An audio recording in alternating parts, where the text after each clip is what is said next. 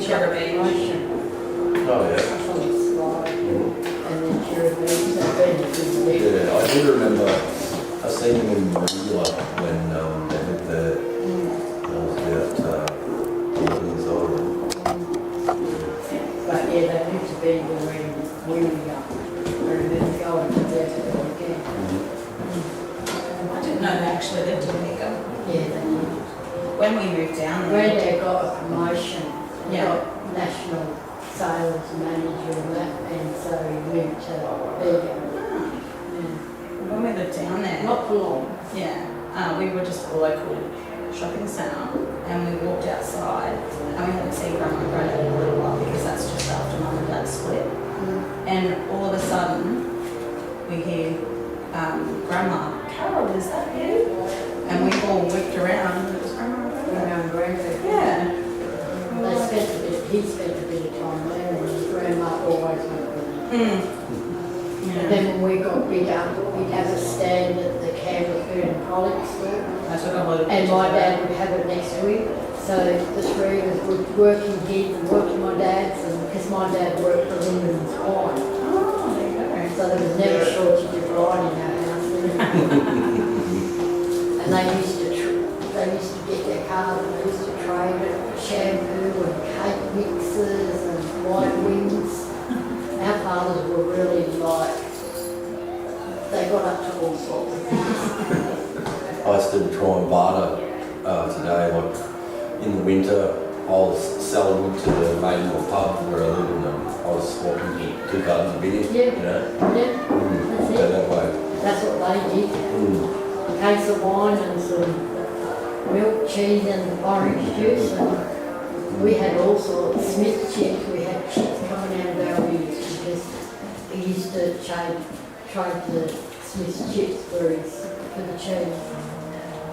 So we had boxes of Smith chicks, the three of us liked Smith chicks. We had a packet the other night. It's live now. Wave at Dad, Russell. He can hear you and see you.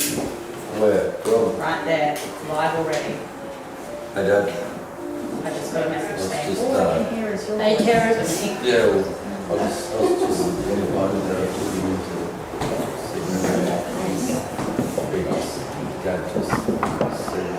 Come around.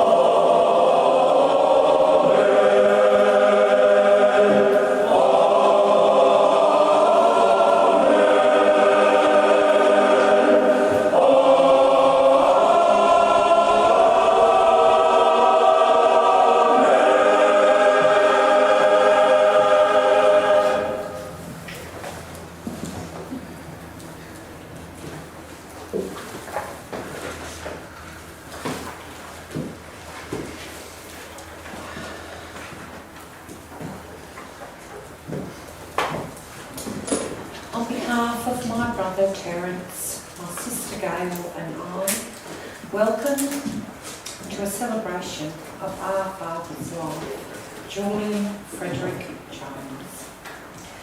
Dad touched many people throughout his life, had a lifetime of friends and made new mates.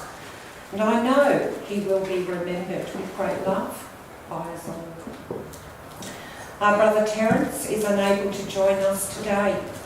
However, he is here in spirit. And his children, Jenny and Ben, his wife Tara, and his youngest son Russell, have travelled from Queensland to represent their father and pay their respects to their much loved granddad. Our dad was born in Wales, in St Asaph. He was the third youngest son of Frederick Samuel and Olive Irene Jones. His brothers Douglas and Ron had many adventures in the Welsh countryside. Dad walked miles to school, even in the snow. He went to church and Sunday school and discovered his love of singing as a choir boy.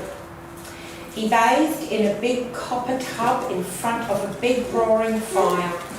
He played soccer and he would tell us his stories still about his soccer, which was quite cute. And he rode his bike and he ate lots of sumptuous food from local produce and game caught within the countryside. He led a very simple life in those times, as it was very hard during World War II. He told me he would watch the bombers fly over his home during World War II, targeting the aqueducts and Liverpool. One day a bomb landed nearby, and I'm not sure if it was to his delight or to his horror, but he found cows up in trees. You can imagine him telling that story. His father returned from war, sadly with what was called then shell shock, which now we call PTSD. But Dad would tell me stories, many stories about his father, including going to the outdoor loo with a saucepan on his head, and the binoculars that he brought home from Germany that he got off a kitchen table.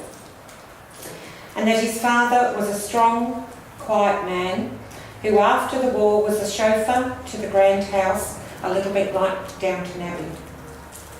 Granddad grew up on the land, and Dad nurtured a love of passion and a passion for the garden, for farming and the countryside. Driving tractors and ploughing fields with a horse, which one day apparently the horse dropped dead and he had to run and go and get the farmer. Dad was a few years younger than his brothers and lived with his parents until he married Mum. He had an unwavering affection for his parents, particularly his mum. I won't say that he was a mummy's boy, but I actually think he might have been. His brothers went into service and he followed years later.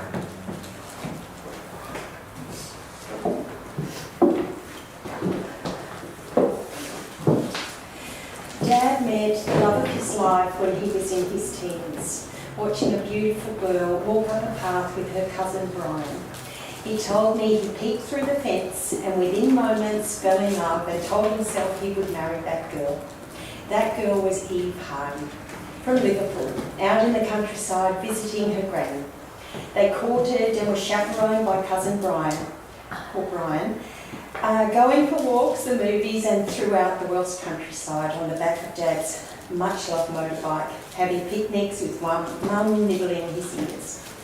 Married in March, they would have been married 68 years this year. The two had grand ambitions and a desire to create a new life and family in Australia, and sailed for 6 weeks in separate quarters under the £10 Colne settlement scheme, joining his brothers Doug and Ron docking in Sydney. Without haste, Dad and Mum made new friends and settled in Canberra to start a family. And one of his endeavours was a cleaning company with his best mate, who was also a Londoner, Tim Perry. Dad was a hard-working man. He was a man who felt comfortable around people and was always confident to socialise. His ability to have the gift of the gab led to Dad having a successful career with Vegan Milk, and he spoke to his strong values of being a provider for his family. Mum and Dad were prosperous in the country they now called home, building many houses and enjoying life in Canberra and later on the beautiful south coast at Chura Beach. But it was Tasmania that Dad found was most like his homeland as well.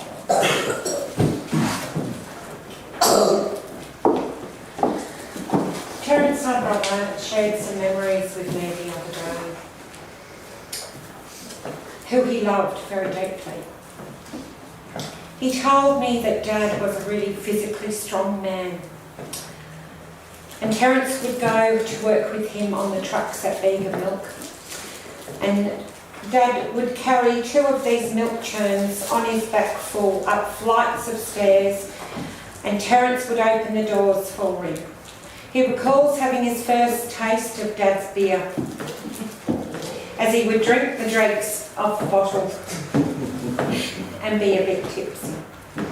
He remembers Dad being a very competent driver, taking Terence out, speeding down the road at 120 miles an hour, rally driving through the Cotter Forest in Canberra.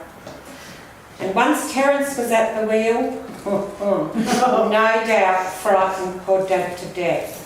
He told me once something about that that the gear got stuck and Dad had to get on the floor to actually shift the gear out so as to get the car going again. So they were big rally drivers. Terence would go rabbit shooting with Dad and recalls him as a crack shot, able to shoot from 100 metres down the neck of a beer bottle and never ever miss. Another time Terence spotted eyes in the bush, which Dad said must be the yowie. So they both hightailed it out of there, over the fences, through the creeks and thick scrub to get to the car. They both had a good laugh on their way home, especially because Terence had broken the flask of coffee, which Dad wasn't impressed. Terence recalls Dad taking him to clubs and us girls to dancing.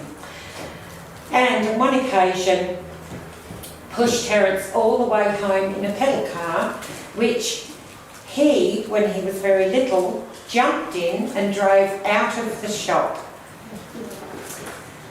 Yes, that would have been good for Mum and Dad. Terence had many escapades with Dad, whether it be in trucks and ending up in crooks, frightening Mum and Dad to death by putting a newly brought roll of lino through a window, or Dad screeching to a halt whilst on a family holiday in Queensland because a leech had bitten Mum's toe, and Dad yelling, "Snake! Snake!" He has very fond memories of wrestling with Dad on a Sunday afternoon after watching champion wrestling on the TV. Playing pool together. He rode Terence's first motorbike, which was a postie bike. I remember it too. He used to wear a big brown coat. And remembers Dad was the roadworthy officer for the local area for all kids' bikes. Dad did many things for the community, such as playing Santa and supporting events to raise funds for needy children. Terence remembers a good life with his father. He said he was there for him through thick and thin. Even though he says he nearly pushed him to the brink, he said he always loved me.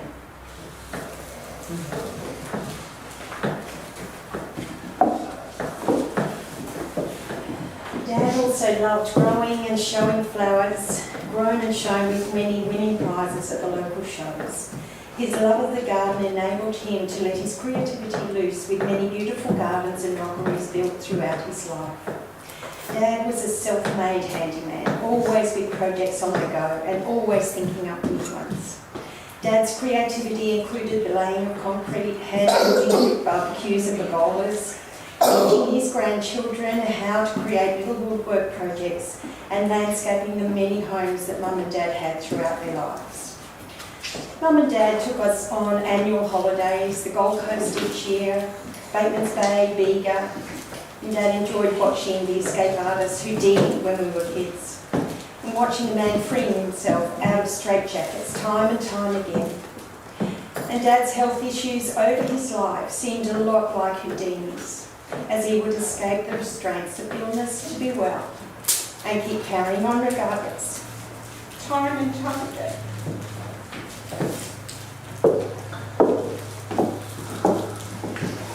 Gail, I and Terence share many wonderful memories of our father, especially the love he had for his family, his grandchildren and his great-grandchildren. He was a loving father, caring and supportive, always encouraging and loved to have a laugh with us. He was always getting in trouble with Grandma. Always, because he was always so silly. Making everybody tip-up. And then the kids would be told to stop tittering.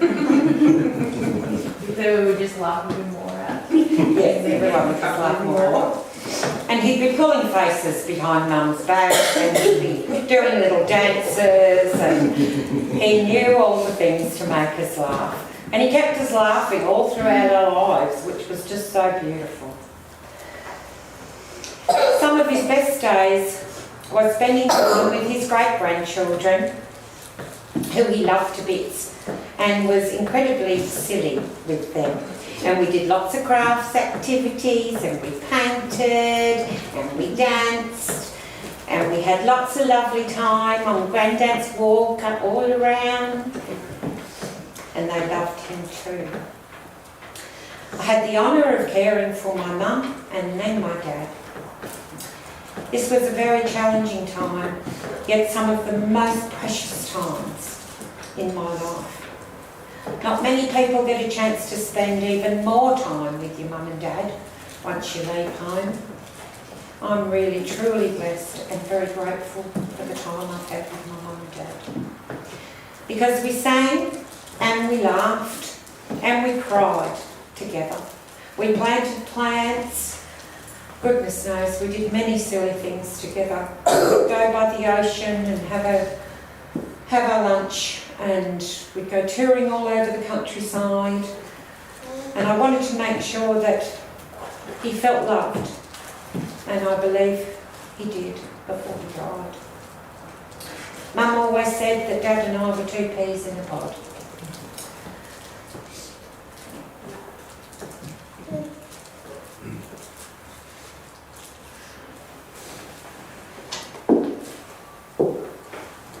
He was my mentor, my coach. He was the first man and the last man to love me so much in my life.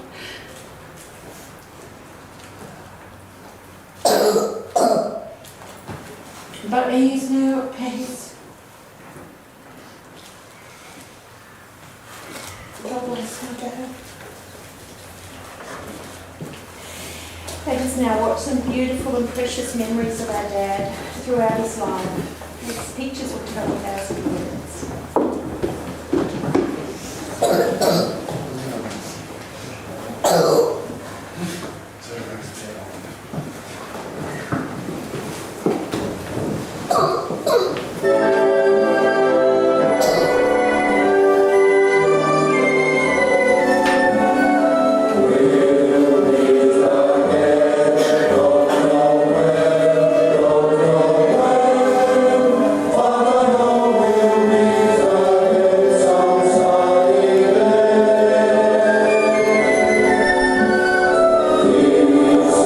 Smiling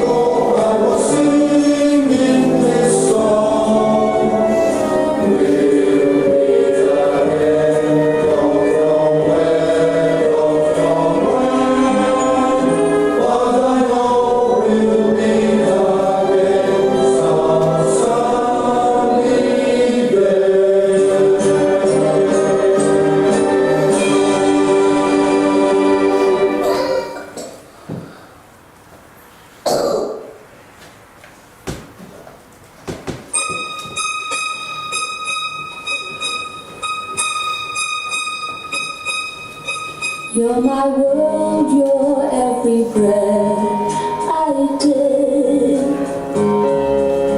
You're my world, you're every move I make.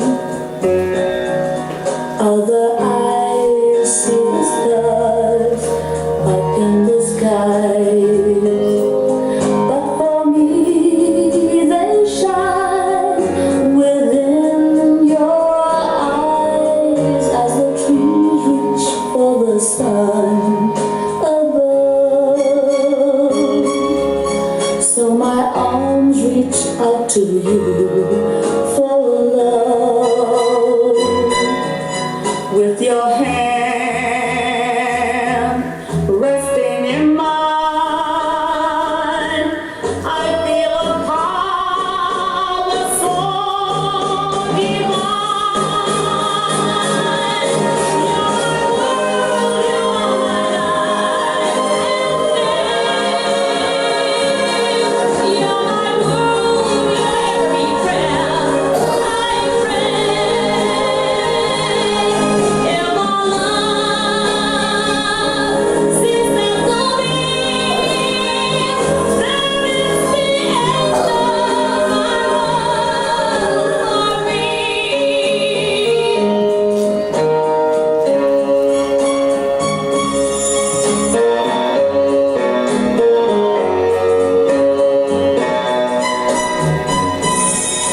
With your hand resting in mine, I feel a power so divine. You're my world, you are my life and day. You're my world, you're every prayer I pray. You're my love, since there's no me,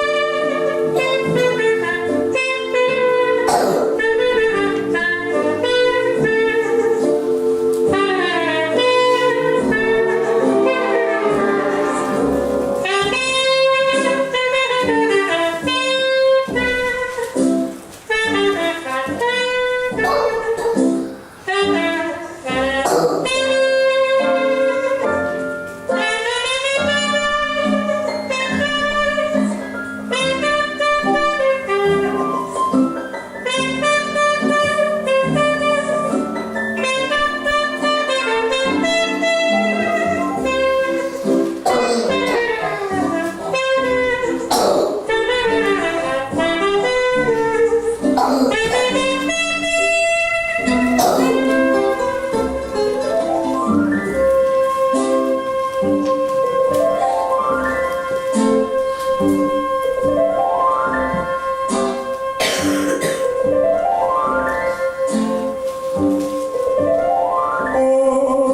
me close and hold me fast. The magic spell you cast. This is La Vie en Rose. When you kiss me, heaven sighs, and though I close my eyes, I see love and rose. When you press me to your heart, and in a world apart, a world where roses bloom. And when you speak, angels sing from above. Every dead word seems to turn into love song. Give your heart and soul to me, and life will always be La Vie en Rose.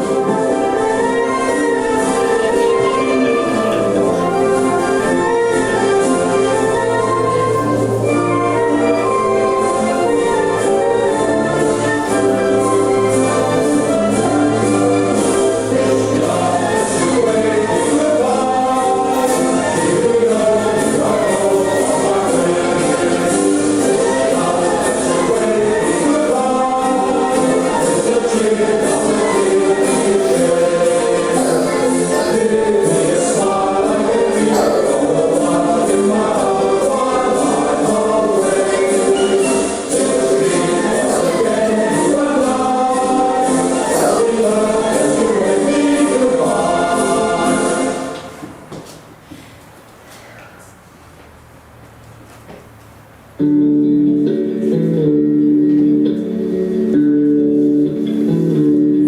are my sunshine, my only sunshine.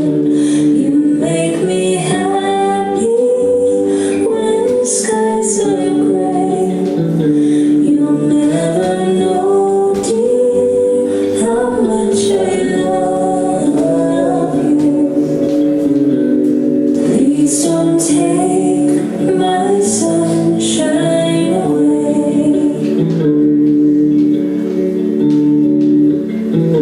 The other night, dear, as I lay sleeping, I dreamt I held you in my arms. And now that you're here, my dreams are waking, and I will keep you from all harm. You are my sunshine, my only sunshine. You make me happy when the skies are gray. You'll never know, dear, how much I love you. But please don't take my sunshine away.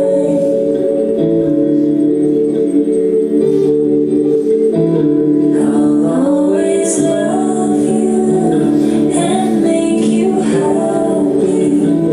I'll pick you up when you've fallen down.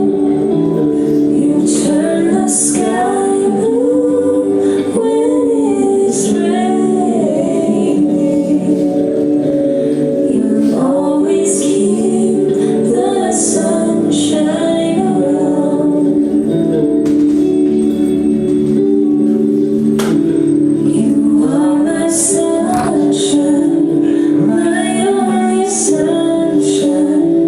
You make me happy when the skies are gray. You'll never know, dear, how much I love you. Please don't take my sunshine away.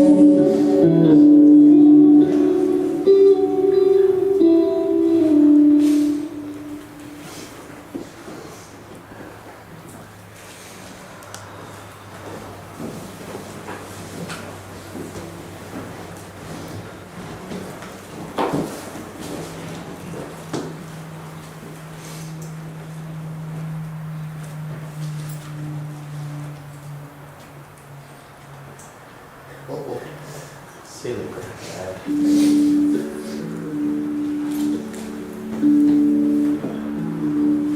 are my sunshine, my only sunshine.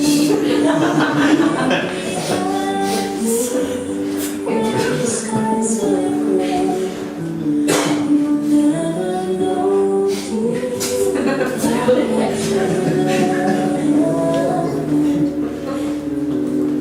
Please don't take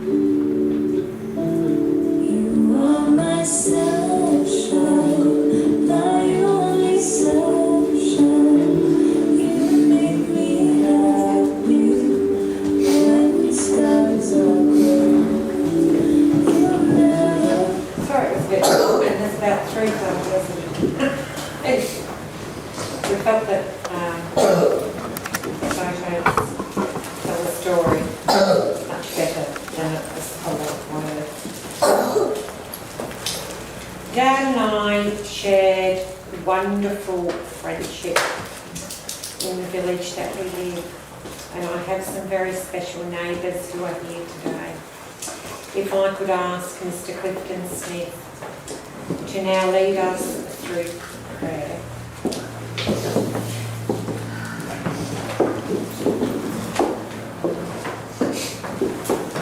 What a wonderful man.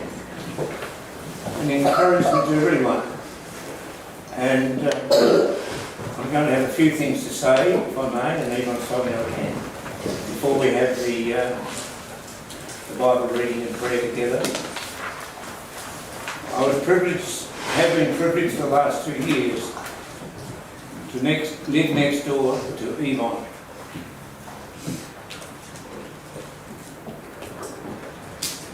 But with regard to Fred, I'll call him Fred if I may. I know his name is Julian, but I knew him as Fred.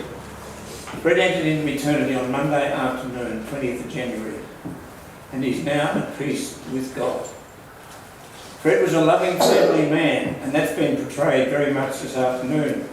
Fred was a man of faith.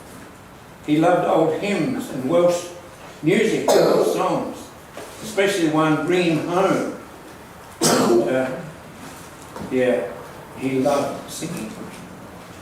He had a love for Port Sorrel and his garden and flowers, and I think we still pick up some of those. These flowers today have come, some from Yvonne and our garden and Karingal home, so that they're all grown at the Karingal property. He was a very positive person. He loved the events in the Northern Lounge at Karingal. There was always something going on, and Fred was always there. I was privileged to have known Fred, as I said, for 2 years. He was to have been my neighbour, and I can remember a week or two before we moved in, when we were getting ready to move in, Fred came over and said, I'm really looking forward to you coming and living in alongside me. He said, because I can go out in the morning and say, hello mate. And he's called me mate ever since. And I appreciate that. That's a special thing amongst me. He went into nursing care just before we moved in. And he's enjoyed that. He's been well looked after there. He had no complaints about the nursing home. To the family here today, may I express my loving sympathy and that of my wife Janita, and also any family not present here today, those watching online, how much we appreciate the family, how much we extend our sympathy and love and prayers towards you. On Sunday the 12th, I went with Yvonne to visit Fred and read Psalm 23 to him. As we read, he verbalised some of the verses of the psalm because he knew them from heart. Probably from back in his choir boy days, but it doesn't matter.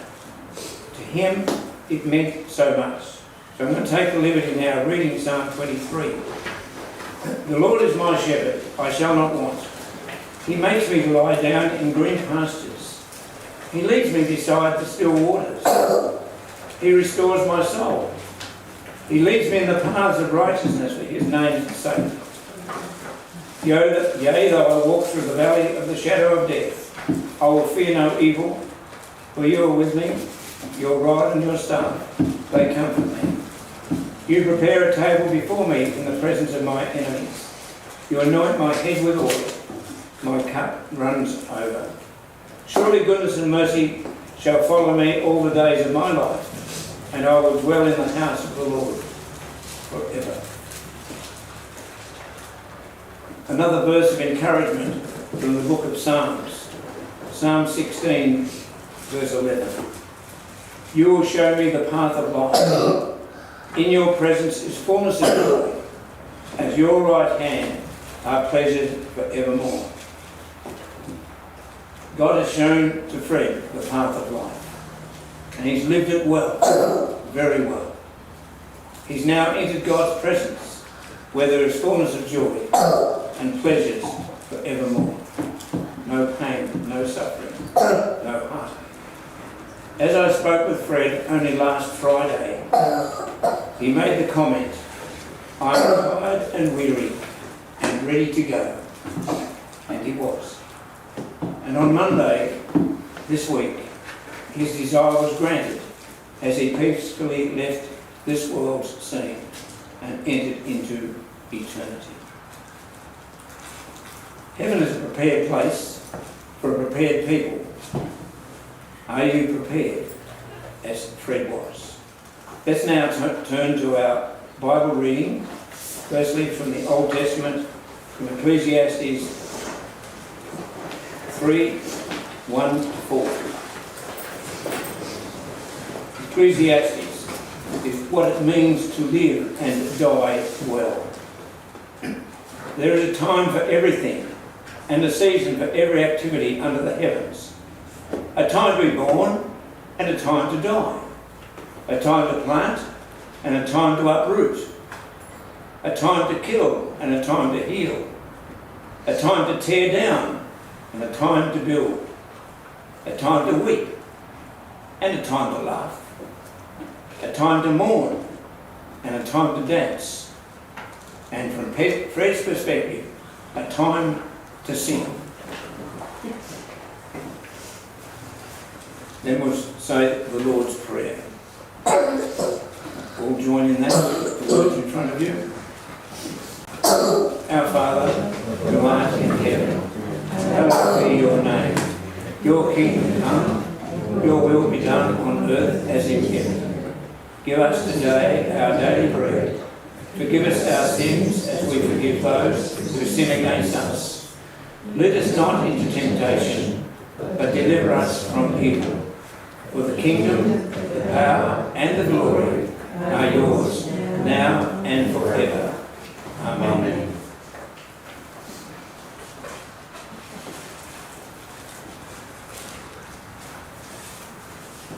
Just have a brief word of prayer with and for the family today.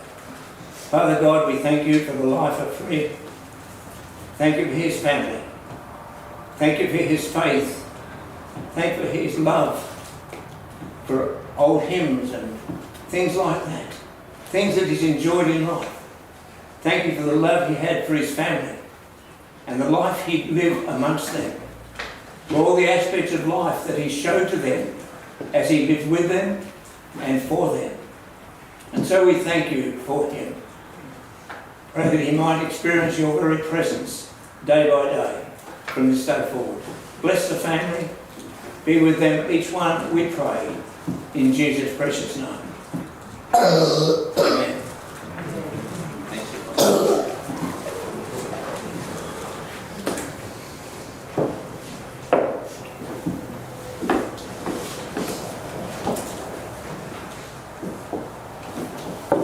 Thank you, Clifton, for those very beautiful, meaningful words. We will always treasure our friendship that we have made, your devotion to God, and the last times that you spent with our dad. I truly thank you from my heart. And we'll have lots more conversations over the phone.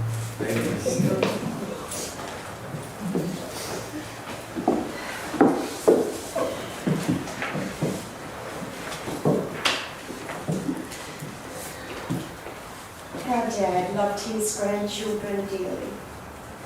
And my nephews Dean and Travis will now share some memories gathered from all of the grandchildren. My daughters, Cassie and Taylor, and my nephews and nieces, Jenny, Ben, Russell, Julian, Dean, Samantha, and Travis.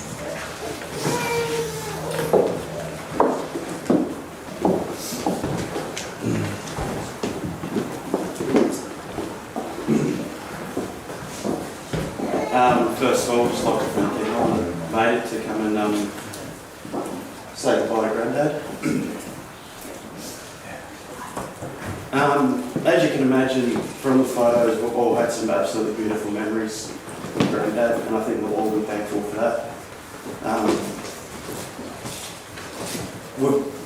Dean and I are just going to go through a list of memories, and we can all just bathe in it, I suppose. Yeah, absolutely. If there's anything that, if you've got one that you want to add that we don't share with everyone today, please feel free to come up and do so, because the more the merrier, I guess. So we'll start off with someone's memory being in Granddad's shed and making the bunny money box. That was Taylor? Yep. Wonderful memories making fairy houses and fairy gardens with Grandad. He was a man who loved the garden, as we've all seen, and was a woodworking hobbyist and always showed positivity through his songs and his little dances that he liked to do. Always made us laugh. He loved watching his great-grandchildren's dance concerts, singing with the girls, "You Are My Sunshine." Many memories of Grandad caravanning and fishing. Not that I was any help because I was too busy throwing rocks in the water. Grandma would make me a bed in the well of the Falcon. I wonder who that was. Now this one, the one that stands out the most was Grandad and Grandma were travelling around in their caravan, and we met with them at the Gold Coast because they would usually come see us in the school holidays. We were meant to go to SeaWorld, but they had Tommy, their little dog, and couldn't take him into the theme park, so we ended up going to Fisherman's Wharf instead, which I'd imagine kids are pretty bummed about that. But we had a great day, which ended at the Currumbin Bird Sanctuary. Where Grandad got pooed on. Grandad got pooed on. Yeah. I always just remember how much he loved Tommy. Growing up when I thought of Grandad, it always included Tommy right next to him. Sam actually just brought up a memory of Grandad early making the little ramps when he got too old to climb the stairs. So he had to make the ramps for Tommy to get up and into the house. No, you're right, mate. Yep. Hello everyone, thanks for being here today. These are again just some more memories from the grandchildren and everyone. So Grandad was a much loved man who always made me feel safe and happy no matter what type of day I was having.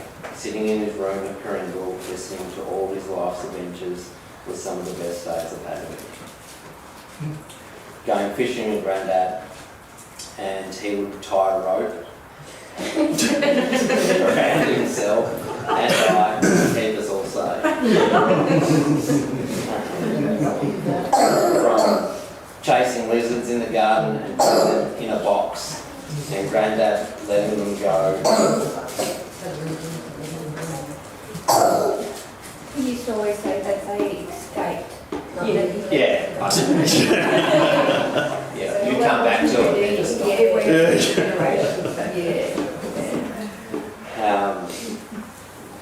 Telling Grandad that I wanted to learn how to work with wood, and Grandad sprang into action and took me out the back to his shed to make a wooden box together. He was a good man to chat with, as I'm sure all of us can agree. We got him,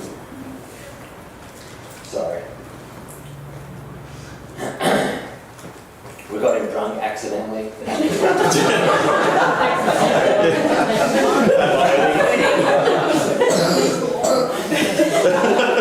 Which as we know is pretty silly as it is, like little alcohol. On two ciders, mind you. He had a great day, smiling ear to ear, but I had to go home early due to the merriment. Can I just ask, how did you accidentally get him drunk? Because the story was, came to the end of the service, and Grandad asked me one of the sweet apple drinks, a cider. So I got him one. I then went away, and he's asked someone else. And then that was how it went. So 10 ciders later,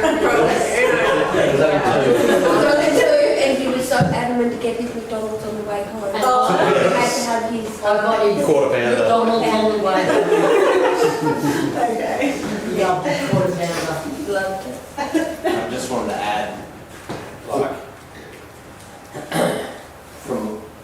my childhood with grandma and granddad, like from the spam sandwiches.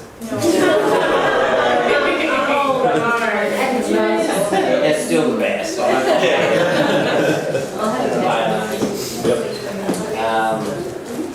Granddad was the first to give me like a toolbox.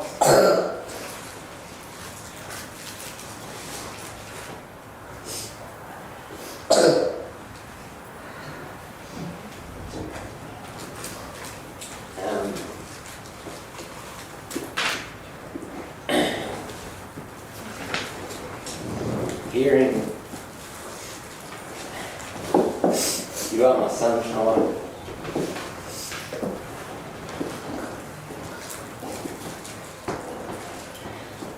My whole upbringing from them.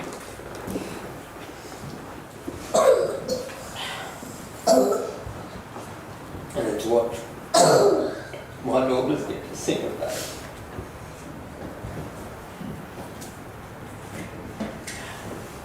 Beautiful thing. But for me as a man, just the strength and positivity and just his happy-go-lucky lifestyle, you know, I'm sure everyone can agree. We could all take that in our stride throughout life.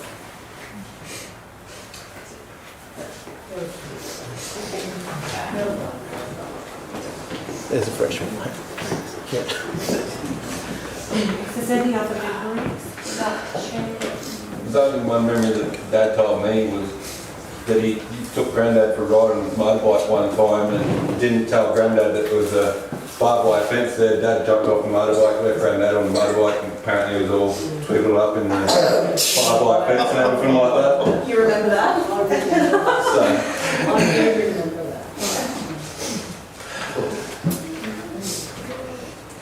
I had one. Yes. I was, I don't know, 18, 19, and I got my ears pierced and I came home at my curfew.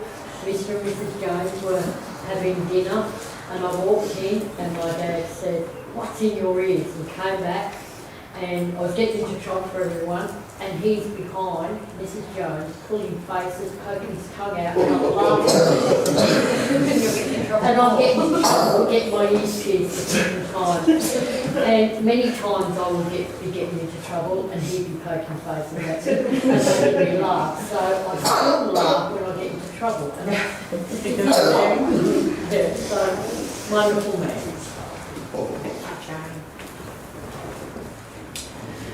It's with heartfelt thanks I mention the open arms we received when we moved into that Care Karingal Independent Living Village by Vicky and Tanya, who helped us enormously due to Mum's health. In the nursing home, the nurses, carers, cleaners, kitchen and office staff, volunteers did an incredible job with my dad, and we as a family are very, very grateful to them.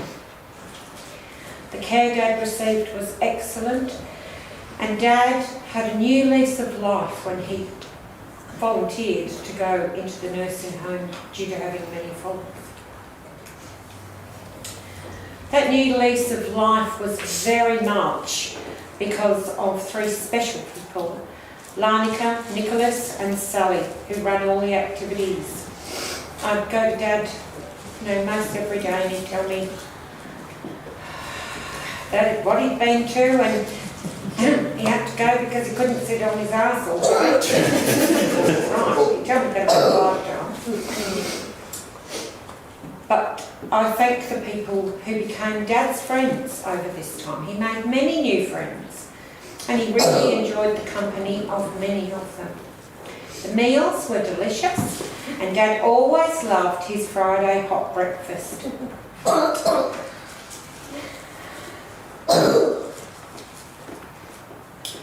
Dad made many new friends, as I say, and he always looked forward to seeing and spending time with them together, whether it be playing bocce or bingo or bowls or quizzes or getting get-togethers, birthdays or morning teas, afternoon teas, kitchen, Christmas events, and which you noticed he was a drummer, and he will tell you that he was a drummer from a gig. I don't recall that, but anyway. A special thank you to my daughter-in-law Emma, who kept a watchful eye over my dad, and I know she knows that Grandad loved her very, very much. Dad was so positive in his life, and he took that positivity into the nursing home, where he was a favourite for many in the nursing home, and will be sadly deeply missed because he was just joyous all of the time, and they loved that about him. From our family, we thank you from our hearts. And Dad had a couple of key sayings. One, he was called Freddie, which Mum would have been absolutely horrified. Some even called him Little Freddie, which would have been worse. He got away with that much stuff every time. I could just see Mum, you know, letting him know that that wasn't okay. But one of his favourite sayings in the nursing home was goody goody. And everybody remembers Grandad for his goody goody or his okey doke.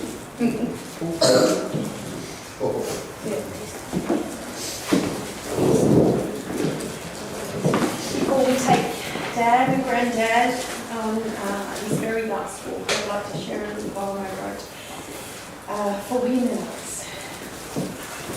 Our dear Dad, Grandad, father-in-law, uncle and friend has passed away. Yet in our hearts you'll always stay. Though we grieve and tears may fall, your love remains with us all. The quiet moments now feel strange. The world has shifted with this change. But in the memories we hold tight, you live on, a shining light. Your steady hand, your caring gaze, guiding us through all our days. In every breeze, in every star, we feel you near, though you're afar. Your strength, your love, your gentle ways will echo with us all our days. Though you're gone, you're never far. You're still with us, our guiding star. Our dear Dad, Grandad, father-in-law, uncle and friend, you are now at rest. You gave us life, and you gave us your best. Thank you, Dad. Let us now walk our father, Grandad, great-granddad, uncle and friend on his last word. Walk to his sweetheart, our dear mother.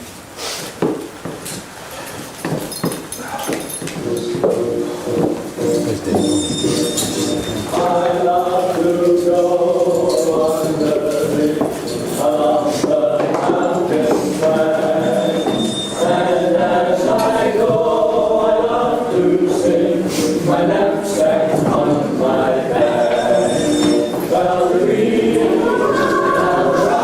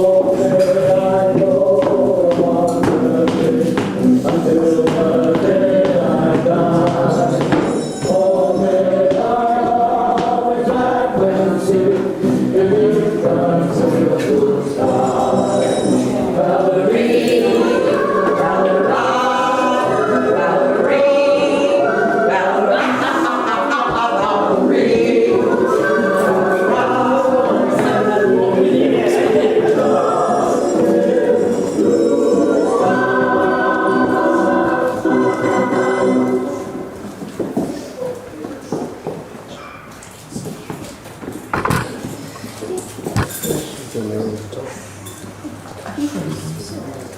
got to go. I've to work. Shut the door. Bring that man home.